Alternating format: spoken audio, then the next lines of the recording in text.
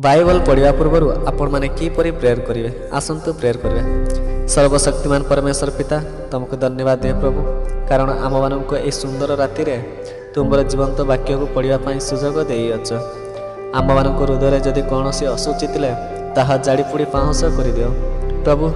जेपरी तुमर वाक्य को पढ़ी सचेतना जाग्रत रही तुमर प्रत्येक वाक्य जीवन प्रवाहित होसी। आम्भे माने जेपरी प्रभु तुमर प्रत्येक वाक्य को हृदय साहित्य कर रखिबु। आम मानक आशीर्वाद कर, एमिति ज्ञान दियो कि जेपरी तुमर वाक्य को केबे भूली पारिबु नहीं। तुमर इस वाक्य को नहीं जेपरी प्रभु अन्य मानक पाखरे जाए यूटिलाइज करि पारिबु। से माने जेपरी तुमर सठिक पथरे अनुगामी होई पारिबे।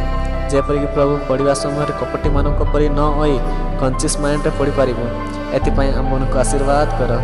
तुम द्वार जेपरी आम मानक निमंते कला थिबो। आमे माने केते पापरे परिपूर्ण थिले सुधा आम मानक केबे परित्याग कल नाही। तुमको धन्यवाद दे प्रभु।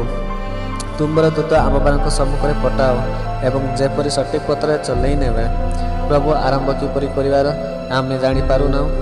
तुम्बे आस आरंभर शेष पर्यंत आम मानक सहवर्ती रुह। यही संक्षिप्त प्रार्थना तुम नाम कले, आमेन।